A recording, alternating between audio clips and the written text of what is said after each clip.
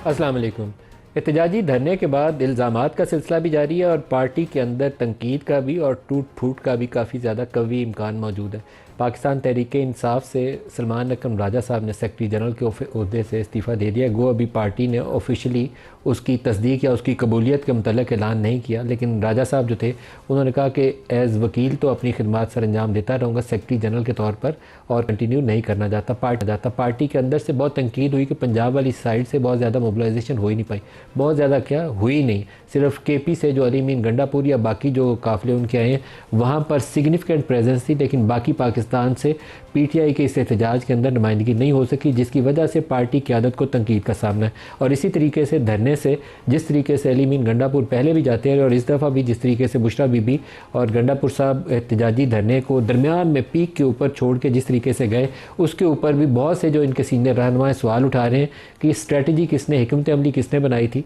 आपने इसको final call कहा था कि ये आखिरी मार्का है हमारा, तो इस आखिरी मार्का का नाम देने के लिए आपके पास क्या ऐसे तरीक़ाकार मौजूद थे, क्या ऐसी सब्सटेंशियल एविडेंस आपके पास दस्तयाब थी कि हम डी चौक पहुंच गए तो इमरान खान रिहा हो जाएंगे, बस ये फ़ाइनल कॉल है, इसके बाद हमें ज़रूरत ही पेश नहीं आएगी। तो ये बहुत सारे इस तरह के सवाल हैं जो उठाए जा रहे हैं। साहिबजादा हामिद रज़ा साहब जो सुन्नी इत्तेहाद कौंसिल के सरबराह हैं, पाकिस्तान तहरीक इंसाफ के इत्तेहादी हैं, उन्होंने पोलिटिकल कमेटी से और कोर कमेटी से इस्तीफ़ा दे दिया और कौमी असम्बली की अपनी रुकनीत जो है उसके हवाले से भी ऐलान किया है कि वो इमरान खान से मिलने के बाद उसके इस्तीफ़े का ऐलान करेंगे या जो भी फ़ैसला करेंगे वो इमरान खान से मुलाकात के बाद होगा, और इस्तीफ़ा भी दिया तो उसको पेश इमरान खान को ही करेंगे।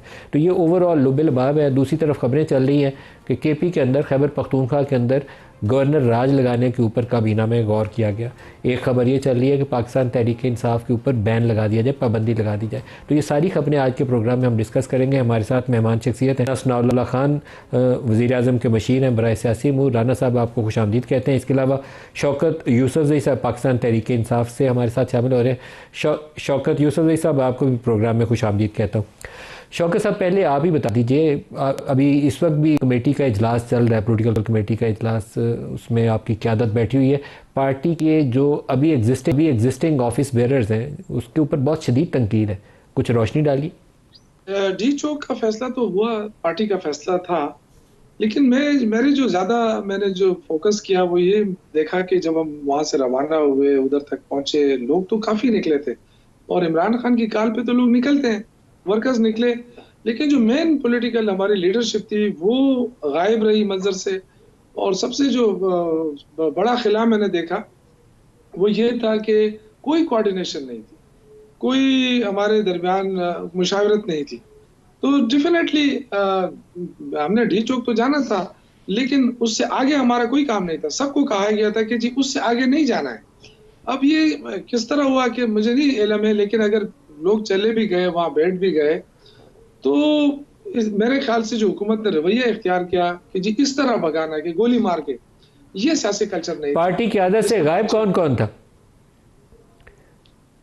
बहुत सारे थे जी। अब लीडरशिप तो जाहिर है मैंने तो नहीं देखी, बहुत सारे लोगों ने नहीं देखी, और मैंने नहीं देखी तो मैंने अपनी आवाज उठाई, क्योंकि ये इतना बड़ा इंपॉर्टेंट इवेंट था। और अगर ये हिकमत अमली हो जाती और हम सिर्फ जो अटक है ना, जहाँ पे पहला इन्होंने कंटेनर लगाया था, पाकिस्तान पहले से बंद था 2 दिन से, हम अटक पे बैठ जाते, कोई फैसला करने वाला होता वहीं पे बैठ जाते, 2 दिन भी बैठे रहते तो हुकूमत घुटने टेक देती। लेकिन मेरे ख्याल से थोड़ा फैसला साजी पे हावी कौन था? फैसला साजी पे हावी कौन था? अली मीन गंडापुर, बैरिस्टर गौहर, बुशरा बीबी, कौन फैसला ले रहा था? मैं तो एक आम आदमी, आम वर्कर हूँ, मुझे नहीं पता। यही तो मैं पूछ रहा था ना कि भाई ये कौन, ये फैसले क्यों नहीं हुए पॉलिटिकल लीडरशिप की तरफ से। अगर वो ये कहते हैं कि जी हमारी बात नहीं मानी जाती थी, तो मैंने उनसे कहा कि फिर रिजाइन कर देते। जब फिर इतना बड़ा इवेंट कराने का फिर क्या मतलब? इमरान खान तो बेचारा जेल में पड़ा है, वो कह रहे हैं कि जी उसके नाम पे लोग निकल आए, आपको बड़े बड़े ओहदे मिले हैं और आप आराम से बैठे देख रहे हैं, तमाशा देख रहे हैं। तो मैंने उस पर तनकीद की है, मैं बिल्कुल आज भी उस पर कायम हूँ कि ये बहुत बड़ा मिस्टेक हुआ है इन लीडरशिप की तरफ से, और हमें डी चौक आने की जरूरत भी नहीं पड़ती। हमें अपने मुतालबात अगर ना भी मनवाए जाते तो 1-2 मुतालबात तो हो ही जाते और कोई रास्ता निकल आता। वो पॉलिटिकल लोग हैं, लेकिन बदकिस्मती से उधर हुकूमत के पास भी जो वजीर दाखिला है वो पॉलिटिकल नहीं है। अगर भी थोड़ा बहुत अगर कुछ होता ना तो उस वक्त भी कुछ इतना कुछ हो जाता। लेकिन बदकिस्मती मैं कहूँगा अच्छा, कि राना सनाउल्लाह साहब को भी प्रोग्राम में शामिल राना साहब, जो पहले भी धरने आप लोगों ने भी टैकल किए हैं, उसके नतीजे में जो कुछ भी इस्लामाबाद में हुआ या ब्लू एरिया के अंदर वो आग वाग जलाई गई, टीयर गैस का इस्तेमाल हुआ, लेकिन ये गोलियां मारने वाली शिकायत जो थी इस दफ़ा तहरीक इंसाफ कर रही है, ये काफ़ी ज़्यादा शिकायत है। और इसके ऊपर आज मैंने BBC की अभी खबरें पढ़ी हैं, कुछ और इंटरनेशनल मीडिया पे गार्डियन ने इसके ऊपर आर्टिकल किया है। ये कुछ उसके ऊपर आप रोशनी डालिए, ये क्या वायलेशन हुई है, ऐसी कहीं एमुनिशन इस्तेमाल किया गया अदर देन रबर बुलेट्स, या क्या है इसके पीछे, थोड़ी सी वजाहत करिए। देखें नदीम मलिक साहब, जहाँ तक इस बात का तल्लक है कि जो ये शुरका थे इस मजमे के या इस हमले के या इस रैली के, ये तो नहीं कहा जा सकता कि वो मुसल्ला नहीं थे, और ये भी नहीं कहा जा सकता कि उन्होंने वायलेंस नहीं की। उन्होंने रास्ते में जगह जहाँ भी उनको रोका गया, उन्होंने भरपूर वायलेंस की, और उस वायलेंस के नतीजे में फोर्सेस के लोग, लॉ एनफोर्सिंग एजेंसीज के लोग शहीद भी हुए, ज़ख्मी भी हुए। अब जहाँ तक इस बात का तल्लक है कि जो ये ऑपरेशन हुआ यहाँ डी चौक के पास या चाइना चौक में, वहाँ पे ये कह रहे हैं कि जी वहाँ पे गोलियाँ मारी गई हैं, और कोई 8 कह रहा है, कोई 12 कह रहा है, किसी ने 20 कहा, एक साहब 278 तक पहुँच गए। मामला ये है, एक पॉलिटिकल वर्कर के तौर पे मैंने तो यही देखा है कि लीडर जब खड़ा हो तो वर्कर वहाँ पे खड़ा भी होता है, लड़ता भी है, मरता भी है। लेकिन अगर लीडर राय फरार इख्तियार कर ले तो वर्कर ने फिर किस लिए लड़ना है और किस लिए वहाँ पे खड़ा होना है। अली अमीन गंडापुर साहब और बुशरा बेगम साहिबा वहाँ से उस वक्त निकले हैं अपनी गाड़ी में बैठ के जब वहाँ पे टीयर गैसिंग हो रही थी। वो साफ उनकी वीडियो जो 2-3 इस बारे में वायरल है, उनको आप देख सकते हैं। इनको वर्कर्स रोक रहे हैं, बाज ने इनकी गाड़ी के ऊपर जो है वो डंडे भी मारे हैं कि ये आप क्यों निकल रहे हैं। तो जब ये निकल गए तो फिर वहाँ पे किसी ने क्यों लड़ना था और किसी को क्यों गोली मारनी थी और वहाँ पे क्यों इस किस्म की वायलेंस होनी थी। जब ये निकले हैं तो उसी वक्त जो है वो वर्कर्स जो थे वो वहाँ से जो है वो निकल खड़े हुए। वो जिसको जिधर का रास्ता मिला उधर को उसने अपनी भाग के जो है वो जान बचाई। और इसमें एक और आप देखें, तकरीबन 950 आदमी गिरफ्तार हुआ है यहाँ इस्लामाबाद से। तकरीबन कोई 1150 आदमी गिरफ्तार हुआ है इधर अटक साइड पे पिंडी डिवीज़न में। ये तकरीबन 2-2.5 हज़ार लोग बनते हैं। इनमें से एक भी कोई MNA MPA नहीं है, इनमें से एक भी कोई मिनिस्टर नहीं है। वो भाई यहाँ से 950 आदमी पकड़ा गया है वहाँ से जहाँ पे धरने पे जो है वो अपना ये ऑपरेशन हुआ है। वो कोई तो मिनिस्टर ज़ख्मी होता, कोई MPA MNA ज़ख्मी होता, कोई जो है वो वहाँ से अरेस्ट होता। हाउ इट इज़ पॉसिबल कि वहाँ पे जो है वो 2-2.5 हज़ार बंदा जो है वो गिरफ्तार हो और लाने वाला कोई एक भी ना हो। मामला ये है कि जब वहाँ पे शाम को ये मालूम हुआ वहाँ पे कि यहाँ पे शायद लॉ एनफोर्सिंग एजेंसीज को एक्शन करेंगी, ये सब निकल गए वहाँ से। और जब वहाँ पे टीयर गैसिंग हुई है तो जो लीडर थे जिनकी वजह से लोगों ने खड़ा होना था वहाँ पे, वो उनके सामने निकले हैं गाड़ी में बैठ के। तो उसके बाद वहाँ पे कोई जो है वो ऐसी सूरत ही नहीं थी कि वहाँ पे गोलियां चलाई जाती हैं, वहाँ पे बंदे मारे जाते। क्या काबीना के अंदर कोई ऐसी तजवीज़ या ऐसा जिक्र हुआ कि पाकिस्तान तहरीक इंसाफ के ऊपर बैन लगा दिया जाए? देखें, जब कैबिनेट का इजलास होता है तो वहाँ पे बाइजाज़त वज़ीर आज़म कोई मेंबर कोई भी बात कर सकता है। वहाँ पे लोगों ने या जो मुअज़्ज़ज़ कैबिनेट मेंबर्स थे उन्होंने अपने ख़यालात का इज़हार किया। किसी ने पाबंदी की बात भी की, किसी ने कहा कि जी नहीं ये पॉलिटिकली और कॉन्स्टिट्यूशनली मुनासिब नहीं होगा। किसी ने जो है वो ये भी कहा कि जी गवर्नर आज इसका ये हल है, ये क्या तरीका है कि इसको जो है वो एक सूबाई हुकूमत जो है वो वफाकी हुकूमत पे ऊपर हमला करे और वफाक जो है वो बिल्कुल कोई एक्शन ना ले सके। तो वहाँ पे मुख्तलिफ अजहार ख़याल हुआ है, डिस्कशन हुई है, सारी चीज़ों के ऊपर हुई है, लेकिन कोई फ़ैसला नहीं हुआ। और यही एक अच्छा, बात मतलब ये वज़ीर तजवीज़ आज़म ने ज़ेर की गौर है रही कि है। मैं इस ठीक है पे काफ़ी ज़्यादा ये ये माम बड़ी खबर है कि वहाँ काबीना इजलास के अंदर मेंबर्स ने अपनी राय दी है कि पीटीआई को बैन कर दिया जाए। बाज़ मेंबर्स ने, सारों ने नहीं, बाज़ मेंबर्स ने ये राय दी है।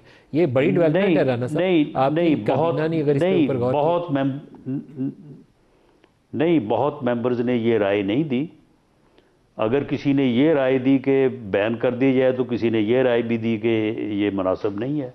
अगर किसी ने ये राय दी कि गवर्नर राज लगा दिया जाए तो किसी ने ये कहा कि इसकी ये इम्प्लीकेशंस हैं। डिबेट हुई है, अज़हार ख़याल हुआ है, लेकिन इस बारे में कोई फ़ैसला नहीं हुआ। और वज़ीर आज़म ने ये फरमाया कि इस बारे में जो अलाई पार्टीज़ हैं और इसमें जो है वो फर्दर जो है वो गौर व फिक्र किया जाएगा और उसके बाद कोई कंसेंसस के साथ अगर फ़ैसला होना हुआ तो वो होगा। क्या ऐसी भी कोई तजवीज़ आई राना साहब काबीना इजलास के अंदर कि केपी गवर्नमेंट जो है उसका जो शेयर है फेडरल रेवेन्यूज़ का, उसको उसके अंदर कमी ले आई जाए या उसके इख्तियारात के ऊपर चेक लगाया जाए, क्योंकि वहाँ से बड़ा एक एहतजाजी रैली लेकर चीफ मिनिस्टर जो थे वो इस्लामाबाद की तरफ आए हैं। कोई ऐसी तजवीज़ भी थी? नहीं, ये एक मुअज़्ज़ज़ मेंबर ने ये ज़रूर बात की कि जो नुकसानात हुए हैं उनको जो है वो रिकवर किया जाए, क्योंकि ये नुकसानात जो हैं ये सिर्फ़ और सिर्फ एक यानी सूबाई हुकूमत के फ़ैसले की वजह से हुए हैं। तो उस सूबाई हुकूमत को इन नुकसानात का ज़िम्मेदार ठहराया जाना चाहिए। ये बात हुई है, लेकिन इस बारे में कोई फ़ैसला नहीं हुआ। और नुकसानात का तखमीना क्या? नहीं, ये जनरल बात हुई है, तखमीना वगैरह की बात तो नहीं हुई। तखमीना लगाया जा सकता है अगर कोई रिकवरी की सूरत हो, लेकिन कॉन्स्टिट्यूशनली क्या रिकवर हो सकता है, लीगली क्या इसका कोई जवाज़ हो सकता है, ये अभी जो है वो येट टू डिसाइड या वेरीफाई है कि ऐसा हो भी सकता है या नहीं हो सकता। शौकत यूसुफ साहब, जो एहतजाजी रैली आनी थी, आमतौर पर पहले ख्याल ये था कि अली मीन गंडापुर उसको लीड करेंगे, बुशरा बीबी हो सकता है कि उसके अंदर मौजूद ना हो, लेकिन लास्ट फ्यू डेज़ की डेवलपमेंट ये थी कि फ़ैसला साजी के अमल में शायद बुशरा बीबी का रोल बढ़ गया था और एहतजाजी रैली के अंदर उनकी मौजूदगी भी। क्या बीबी अपनी मर्ज़ी से खुद आई या ये पार्टी का फ़ैसला था कि उनको इस एहतजाज के अंदर शामिल होना चाहिए? देखिए, मेरे इल्म के मुताबिक पार्टी ने ऐसा कोई फैसला नहीं किया था। और कोई बैरिस्टर फैसला सैफ नहीं की भी किया? आपने सुनी कि जी, ये तो मेरी आवाज आ रही सरप्राइज़ है? है कि अगर पार्टी का फैसला नहीं था तो बीबी उसके साथ एक लीडिंग रोल में हमें नजर आई। पार्टी ने फैसला नहीं किया था, लेकिन बीबी खुद से अपने एक लीडिंग रोल खुद तो एज्यूम नहीं कर सकती। बुशरा बीबी, मैं अभी भी कहता हूँ वो गैर सियासी खातून है। जाहिर है उसका शौहर जो है वो बेगुनाह जेल में है और वो अपने अपने जज्बात से निकली है और वहां तक पहुंची है। उसका देखें, ये तो किसी को इल्म नहीं था ना। ये जो हम वर्कर लेके गए, क्या हमने उनको ट्रेन किया था कि गोलियां बरसेंगी, आपने कहीं नहीं जाना है? या लीडर्स को कहा था कि ये इस तरह की कोई ट्रेनिंग हमने दी थी उनको कि यहाँ से गोली आएगी, वहां से गोली आएगी, आपने भागना नहीं? ये कोई बारिश हो रही थी कि बारिश से भागे हैं? मतलब देखें, ये तो हुकूमत की भी जिम्मेदारी थी। जो जो हुकूमत ने काम किया वो इंतहाई गलत काम किया, ये तस्लीम कर ले। ये तो तारीख रकम हो गई है, ये कोई ढकी छुपी बात तो नहीं है। आज अगर मीडिया खामोश है तो कल बोलेगा इसके ऊपर कि आपने कितना जुल्म किया है। आप दूसरी शौकत बात साहब, ये है कि शौकत साहब, जो मैं तो किसी एक के वर्कर के भी मारे जाने के ऊपर उसकी मजम्मत भी करूंगा और दुख का इजहार भी करूंगा। एक सिक्योरिटी वाले के मारे के जाने के ऊपर भी तकलीफ का इजहार होना चाहिए। बहुत तकलीफ जो होता है कि कोई पाकिस्तानी इस तरह बिला सबब बगैर जी किसी मैं वजह के किसी भी इश्ताल अंगेज़ी के नीचे में उसकी जान चली जाए। लेकिन आपकी जमात की जानिब से जो नंबर्स आ रहे हैं वो परेशान कुन है। मैंने गुज़श्ता रोज़ भी इसके ऊपर बार बार इसरार किया था कि हमारे पास तस्दीक नहीं है कि दर्जनों मारे गए, तस्दीक नहीं है इसकी, अभी तक भी नहीं है। आपकी काबीना ने इसके बता ऊपर गौर किया है कि एक्चुअली वेरीफाइड नंबर मैं कितना है जिनकी अमवात हुई इस एहतजाज के नतीजे में? वेरीफाइड, क्लेम नहीं। क्लेम बहुत हैं, क्लेम मैं खतरनाक हैं, वो मैं उसको दोहराने से मैं गुरेज करता हूँ। जी देखिए, आपने रेंजर्स की बात की, पुलिस की बात की, क्या वो हमारे बच्चे नहीं है, हमारे भाई नहीं है? ये वर्कर्स हमारे बच्चे भाई हैं, हमारे लिए तो सारे पाकिस्तानी है ना, और सारे हमारे। तो कोई भी शहीद हो, कोई भी जख्मी हो, कोई भी हो, सबसे सब पे अफसोस है। ये नहीं होना चाहिए था। ये कहाँ से हुआ? किसने कहा था कि मोटरवे खोदो? गवर्नमेंट ने खुद खोदी है ना। तो मोटरवे खोदने से कोई जुलूस आपका रुकता है? वेरीफाइबल आप नंबर क्या है जिन लोगों की गोली लगने से बात हुई? कोई वेरीफाइबल नंबर जिनका डेटा पूरा विद बिल्कुल डिटेल उसका अवेलेबल हो, फैमिली से वेरीफाई किया जा सके? मलिक साहब, इस पे 3-4 दिन लगेंगे, क्योंकि बहुत सारे लोग मिसिंग हैं। कोई कह रहा है उनको जेल में डाला है, कोई कहता है कि जी वो शहीद हो गया है, कोई कहता है वो जख्मी है, कोई।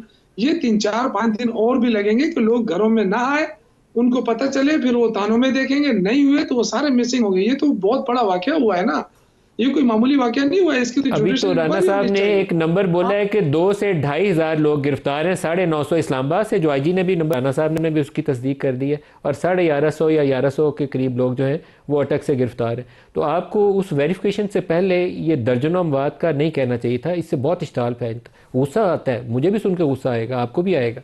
तो नंबर बोलते हुए हमें बहुत केयर करनी चाहिए।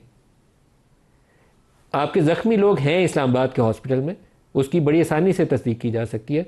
कुछ एक की डेड तो बॉडीज़ की भी बड़े तस्दीक की जा पैमाने पे सकती है, शहीद, लेकिन दर्जनों के देखिए ऊपर कहना बहुत बहुत बड़ा एक एग्जेजरेशन हो जाएगी। मैं बोलूं अभी? अच्छा देखिए सर, जी जी। बात यह है ना कि तादाद तादाद तो एक अलग बात है। तादाद तो मैंने, जाहिर है हमारे पास, हम इस्लामाबाद कोई जा नहीं सकता है, वहां पे अस्पताल कोई जा नहीं सकता है, गिरफ्तारियां शुरू हो जाती हैं।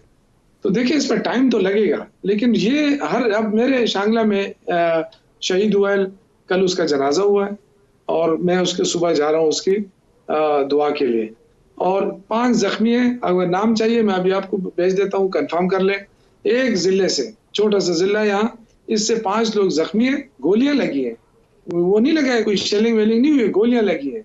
ये जो कह रहे हैं कि जी कहीं गोली नहीं लगी, आज जो एबटाबाद में शहीद हुआ था उसकी नमाज जनाजा हो गई, वो देख लें, उन उस पर भी गोलियां लगी हैं। तो ये जो गवर्नमेंट दावा कर रही है ना कि और कुछ वो भी नहीं हुआ, ये शौकत झूठ साहब, बोल रहा है। आपने उसकी भी तो तखसीस की है? शौकत साहब, उसकी आपने तफरीक की है कि किसको बुलेट जो लगी हैं वो रबर बुलेट्स हैं और किसको लगी हैं जो दूसरी बंदूक की एमुनेशन की गोली है, लाइव एमुनेशन वाली हिट? दोनों की तखसीस है आपके पास? देखें, जो बंदा मरता है ना गोली से, अब आप उसको रबड़ की गोली कहें या ये इसको जो भी कहें, जो बंदूक की गोली है ना, जो अंधार से पार होती है, मैं उसकी बात कर रहा हूँ।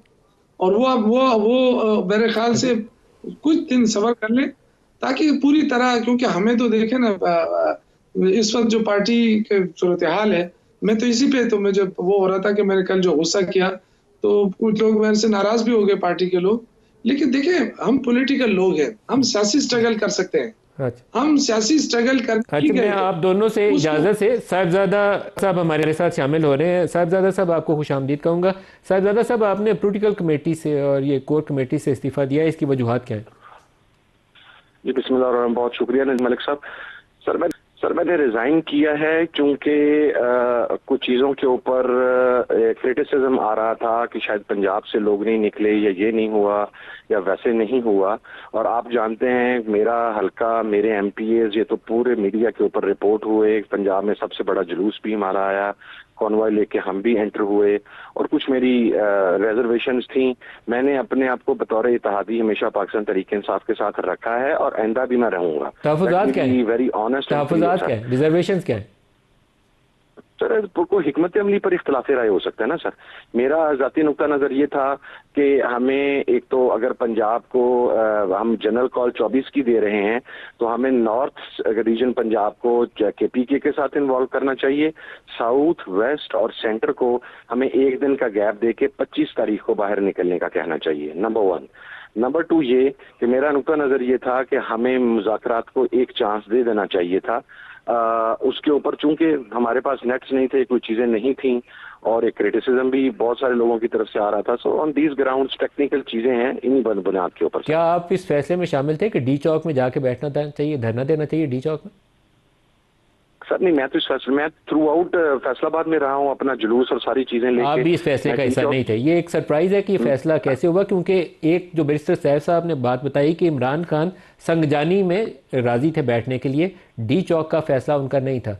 तो ये क्या आज आपकी पॉलिटिकल कमेटी या कोर कमेटी में इसके ऊपर गौर हुआ कि ये कहाँ डिस्कस हुआ था कि डी चौक जाएंगे, और इमरान खान ने अगर संगजानी कहा था तो संगजानी में इंतजार क्यों नहीं किया कि टॉक्स को एक मौका मिल जाए? सर पॉलिटिकल कमेटी की तो मीटिंग अभी स्टार्ट हुई है और चल रही है, तो मैं उसके बारे में कभी बता नहीं सकता कि वहां पर ये डिस्कस होगा या नहीं होगा। और पॉलिटिकल कमेटी के इजलास में बुशरा बीबी शामिल हैं? जी, बुशरा बीबी हैं इस मीटिंग में? नहीं, इस मीटिंग में इस वक्त तक तो नहीं है जी, मैंने जो देखा है अभी तक तो बुशरा बीबी नहीं है जी। अभी तक नहीं है। और आपकी जानिब से ये भी आया कि आप इमरान को मिलकर अपनी कौमी असम्बली की नशिस्त से भी इस्तीफा देने का ऐलान करेंगे, वो क्यों?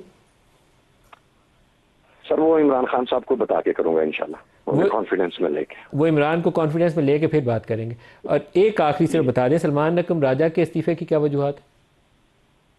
मेरा ख्याल है सलमान अकरम राजा साहब ही जो थॉरो जेंटलमैन आपके इल्म में है कि वो उनके ऊपर एक क्रिटिसिज्म स्टार्ट हो गया पंजाब के हवाले से, और वो शायद अब्जॉर्ब नहीं कर पाए उस क्रिटिसिज्म को। इंतहाई थॉरो जेंटलमैन किस्म का शरीफुल नफ्स आदमी है और बहुत ज्यादा सियासत के अंदर इन्वॉल्व भी नहीं रहे, तो इस वजह से सिर्फ सलमान अकरम राजा साहब ने शायद फैसला किया कि अगर पीटीआई के लोग मेरे से राजी नहीं है तो मैं देता हूं इस्तीफा। लेकिन मेरा अपनी असेसमेंट यह है कि सलमान अकरम राजा साहब को रिजाइन नहीं करना चाहिए। क्या राजा साहब के साथ किसी पार्टी की आला शख्सियत की तल्ख कलामी हुई इजलास के अंदर? नहीं, not to my knowledge ji.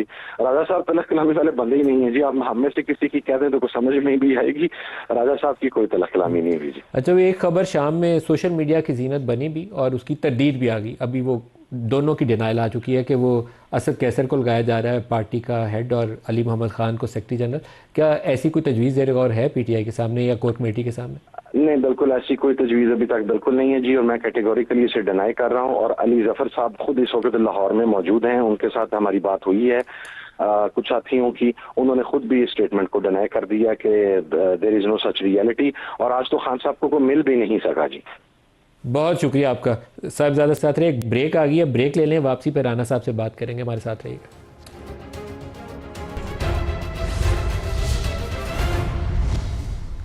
Welcome back. Rana Sanaullah साहब, जो पहला आपसे सवाल था थोड़ा सा उसी को दोबारा शुरू करूँगा।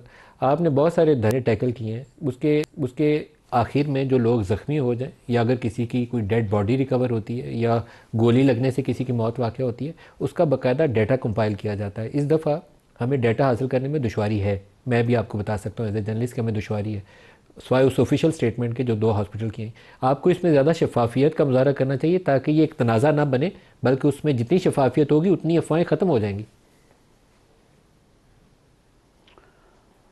देखें, इसमें अगर कोई रुकावट है, क्योंकि जो इस्लामाबाद के हॉस्पिटल्स हैं तो वहाँ की एडमिनिस्ट्रेशन ने जो है वो अपने बयानात और अपने जो रिकॉर्ड्स हैं वो सारे उन्होंने ओपन किए हैं। लेकिन अब अगर किसी हॉस्पिटल में इतने ज़्यादा लोग चले जाएं रिकॉर्ड चेक करने के लिए और फिर वहाँ पे जो है वो कि उनको हॉस्पिटल में एक्सेस दी जाए कि वो वहाँ पे कोनों खुदरों में भी जाके देखें जी कहाँ पे क्या चीज़ पड़ी है, तो इससे तो पूरा फिर हॉस्पिटल का जो है वो निज़ाम ही बिगड़ सकता है और वहाँ पे जो मरीज़ ज़ेरे इलाज हैं उनके लिए भी मुश्किलात जो है वो पैदा हो सकती हैं।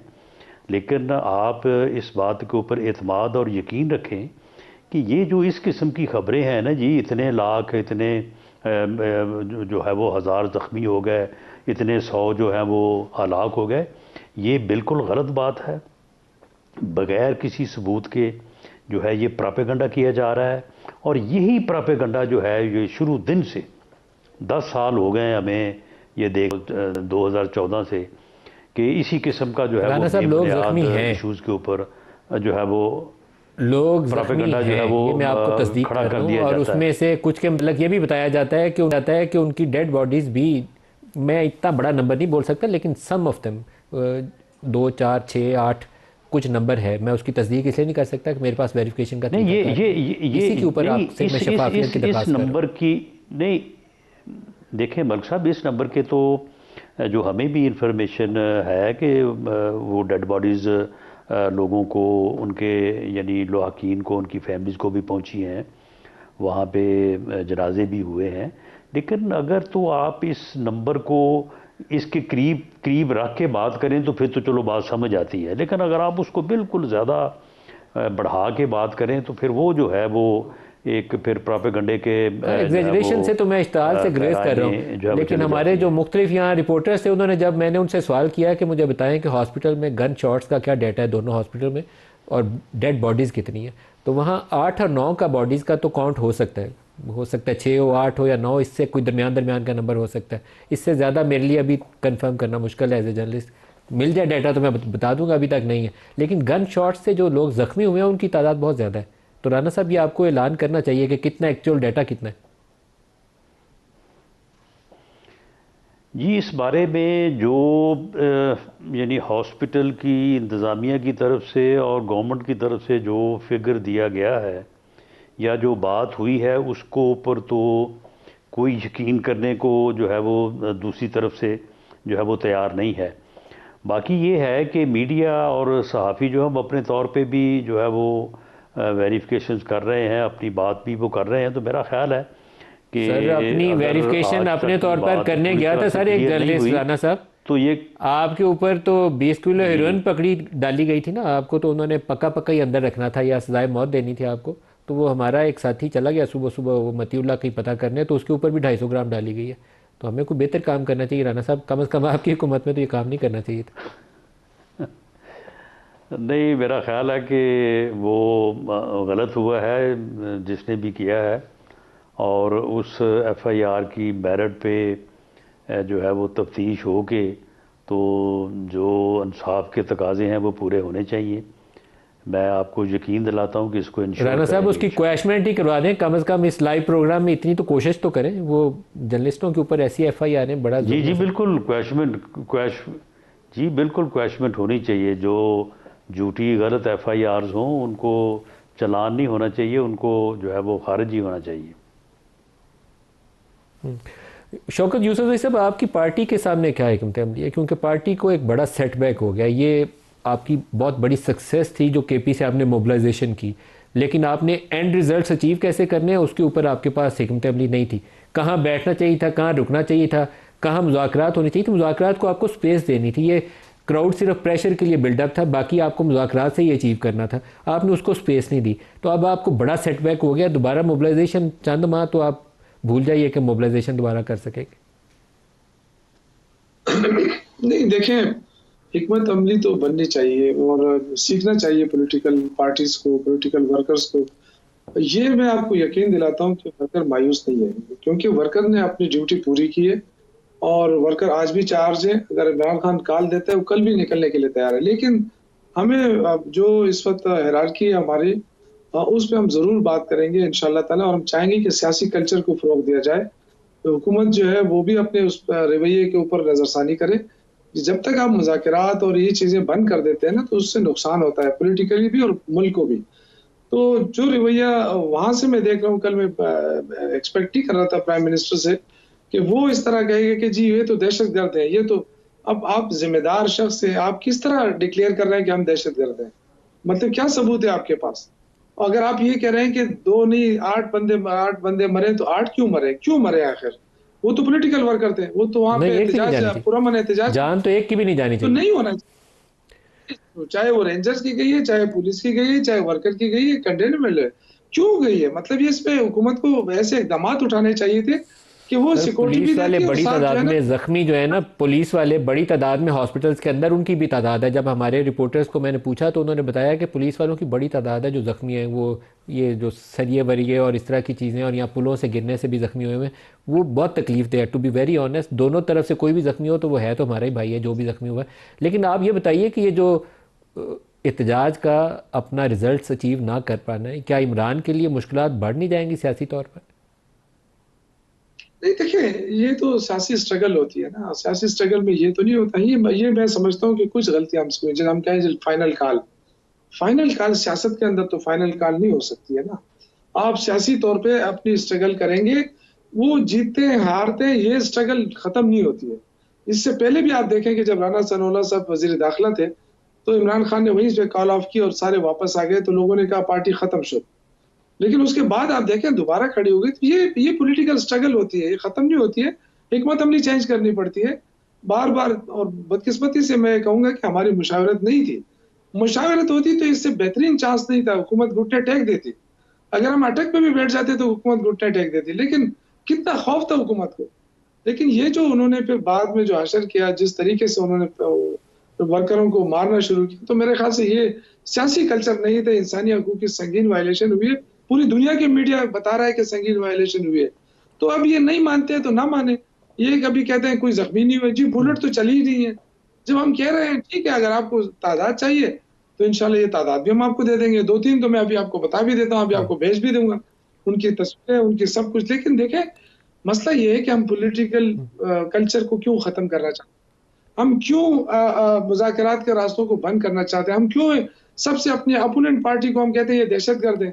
तो फिर आप एक एज ए प्राइम मिनिस्टर, आप जिस मनसब पे बैठे हैं, तो क्या आप जायज बैठे हैं? आप भी तो नाजायज तरीके से बैठे हैं। तो फिर आप अपने आप को दुरुस्त करार दे रहे हैं। एक जायज प्राइम मिनिस्टर कैसे ऑर्डर कर सकता है कि इधर गवर्नर राज लगाओ, इधर ये करो, इधर वो करो? ये सारी चीजें देखनी पड़ेगी। बदकिस्मती से सियासी कल्चर नहीं है। मैं अपनी तरफ भी कह रहा हूँ, ये हमें अब थोड़े से रवैयों को तब्दील करना पड़ेगा। हमें मुल्क की सियासत को देख के आगे चलना होगा। ये कैसे दावे है कि जी मुल्क तरक्की कर गया? कहाँ से तरक्की है?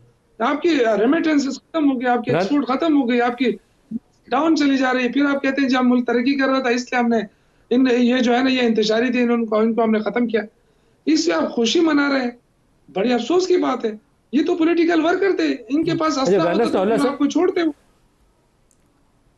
राना सनाउल्लाह साहब, जो पिछले 2 हफ्तों के दौरान में एक पॉजिटिव डेवलपमेंट थी, मुझे लगता था कि शायद उसके नतीजे में कुछ हालात बेहतर हो जाए। दुआ गो था मैं कि अल्लाह करे कि कोई आपकी जो कांटेक्ट है पीटीआई के साथ इस्टेब्लिश हुआ वो आगे चले और कुछ मामला बेहतरी की तरफ ले जाए। आपकी तरफ से मोहसिन नकवी हुकूमत की जानब से और दूसरी तरफ से बैरिस्टर गौहर और अली अमीन ये आपस में इंगेज कर रहे थे। बाकी लोगों ने, आपने भी शायद असद कैसर और बाकी लोगों से रब्ता साजी में आपने भी रोल अदा किया। ये क्या चीज़ अभी कंटिन्यू कर सकती है? क्योंकि आपको एक सोल्यूशन चाहिए। जो पीटीआई ने किया 2-4 रोज़ के अंदर करने की, हासिल करने की कोशिश की, वो नहीं हो सकता था। अब आपके लिए मौका है कि आप इंगेज करके आइंदा के लिए कम से कम सड़कों से इस सूरत हाल को ख़त्म कर सकते हैं। सड़कों पे तो सूरत हाल जो है वो कभी भी जो है वो कोई हल पेश नहीं कर सकती। हल या जो रेजोल्यूशन है वो तो टेबल पे ही होता है। और पीएमएलएन ने तो हमेशा पॉलिटिकल डायलॉग के ऊपर जो है वो बात की है, यकीन रखा है। मियां नवाज शरीफ साहब और रिकॉर्ड हैं कि सबको जो है वो सर जोड़ के बैठना चाहिए, ना सिर्फ पॉलिटिकल लीडरशिप को, बल्कि उन्होंने तो जुडिशरी और इस्टेब्लिशमेंट को भी कहा कि सभी को सर जोड़ के बैठना चाहिए। मेरा 40 साला सियासी तजर्बा है कि मुल्क जिस सूरत हाल में है, इसके बगैर जो है वो हम इससे निकल नहीं सकते। अभी ये 5 हफ्ते पहले अजलास था, प्राइम मिनिस्टर हाउस में आए, पूरी जो लीडरशिप पीटीआई की बैठी थी, गौहर साहब थे, असद उमर साहब थे, उमर अयूब साहब थे, सबसे जाके उनकी सीटों पे मिले और हाल अहवाल किया और उसके बाद अपनी सीट पे आके कहा कि हम आपके साथ बैठने को, पॉलिटिकल डायलॉग को, मुज़ाकरात को तैयार हैं। लेकिन उसका कोई जवाब जो आया वो आपके इल्म में है। मामला ये है कि मैं तो ये राना साहब, आप अभी भी कोशिश कर सकते हैं। पॉलिटिकल, आपका जो असद कैसर के साथ कांटेक्ट है या बैरिस्टर गौहर को आप इंगेज करके, अली अमीन को इंगेज करके इस तरफ ला सकते हैं। तो क्या उम्मीद रखें राना साहब कि आपका ये सियासी राब्ता चलेगा, एक बाकायदा निगोसिएशन का, मुज़ाकरात का अमल आगे चलेगा तहरीक इंसाफ से? मैं कहता हूँ कि जो पेशकश अपना मियां नवाज शरीफ ने या बाद में on the floor of the house prime minister ने की है, उसको वापस तो किसी ने नहीं लिया। ये जो 26वीं तरमीम है उसमें पार्लिमानी पार्टी में पीटीआई के लोग हमारे साथ बैठते रहे हैं, सारी बातें हुई हैं, मसवदे के ऊपर जो है वो सारी गुफ्तगू हुई है। तो मामला ये है कि ये पॉलिटिकल जो इस वक्त जो भी मसले मसाइल हैं, पॉलिटिकल डायलॉग के अलावा इसका कोई और हल है ही नहीं, कोई ऑप्शन ही और नहीं है। लेकिन पीटीआई की तरफ से सर आप ये बहुत अच्छी बात कर रहे हैं, तो क्यों नहीं आप उनको दावत दे देते, बाकायदा शुरुआत करें। मुज़ाकरात करने से इनकार किया गया है। सर जितनी अच्छी आप ये बात कर रहे हैं, आपको उनको फॉर्मली इनवाइट करना चाहिए, अली मीन को, बैरिस्टर गौहर को, असद कैसर को, आप उनको इंगेज करें और आइंदा के लिए कोई रास्ता निकालें। जी बिल्कुल, हम इससे पहले भी जो है वो अय्याज सादिक साहब जो हमारे स्पीकर हैं, मैं भी मौजूद था। एजाज जो है वो सादिक साहब थे, पीटीआई के भी बड़े सीनियर लोग थे। मैं अब नाम किसी का नहीं लेता क्योंकि इससे भी जो है वो दूसरी साइड पे जो है वो एतराज़ात हो जाते हैं। तो हमारी जो है वो इनफॉर्मल गुफ्तगू तो होती रहती है, लेकिन अगर बानी पीटीआई की तरफ से अगर इस बात की इजाज़त या इस बात का जो है वो अज़हार किया जाए तो क्यों नहीं बात हो सकती। सियासी जमातों और सियासी लीडरशिप में बात होगी तो मामला जो है वो रिजॉल्व होंगे। शौकत यूसुफ साहब, शायद आपकी जमात को जो बहुत सारी हिकमत अमली में तब्दीली लाने की ज़रूरत है, उसमें से एक तब्दीली ये होनी चाहिए कि आप जो भी एहतजाज करें, मुझे उससे कोई गर्ज नहीं है, लेकिन आपको बातचीत का दरवाज़ा खोलते हुए हुकूमत को बराह रास्त इंगेज करना चाहिए। वे फॉरवर्ड इसी में ही है, चाहे आप 10 लाख बंदा ला के क्राउड ले आए, फिर भी मुज़ाकरात से ही रास्ता निकलना है। नदीम मलिक साहब, बात ये है ना कि ये पहली दफ़ा आप देख रहे हो कि जो वज़रा है ना वो पहले इश्तिहाल दिलाते हैं। ये राना सलमान साहब ने जो बात की, इस तरह बात तो किसी ने नहीं की ना। पहले तो वो इश्तिहाल दिलाते हैं ना कि अटक पार करके दिखाओ, यहाँ आके दिखाओ। ये वज़रा का स्टाइल नहीं होता है। जो एक तरफ कहते हैं कि हम तरक्की करना चाहते हैं तो आप अमन कायम करके ही तरक्की कर सकते हैं ना। तो आप पहले इश्तिहाल राना साहब की दावत आपको कबूल है सर? राना साहब की दावत कबूल है आपको? सर मुज़ाकरात से तो कोई भी अगर इनकार करे तो वो पॉलिटिकल नहीं है। मैं तो बिल्कुल मैं मेरी कोई हैसियत नहीं है, लेकिन मैं ये समझता हूँ कि कोई भी मुज़ाकरात से हटे तो वो पॉलिटिकल बंदा नहीं हो सकता है। दलाइल पे बात हो सकती है, वो एग्री करे ना करे, लेकिन डायलॉग का रास्ता जो है वो कभी नहीं रुकता।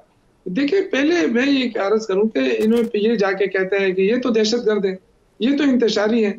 तो आप मुझे बताएं कि फिर किससे हम मुज़ाकरात करें? और अगर आप हमें दहशतगर्द समझते हैं और इंतशारी समझते हैं और आपका अब सारा फोकस एक दिन में 4 वज़रा की प्रेस कॉन्फ्रेंस करते हैं, ये दहशतगर्द है, इनके साथ हम नहीं रहेंगे, इनके साथ, इस तरह मुज़ाकरात नहीं होते। मेरे पास प्रोग्राम का वक्त खत्म हो गया, लेकिन आई होप कि जो राना साहब ने बात की है ये आगे चले और मुज़ाकरात के नतीजे में कुछ तस्वीर निकला है, पाकिस्तानी सियासत भी और पाकिस्तान एज ए कंट्री भी आगे चल सके। शौकत यूसुफ साहब, राना सनाउल्लाह साहब, आप दोनों का बहुत शुक्रिया। आज के लिए इतना ही इजाज़त दीजिए। अल्लाह हाफिज़।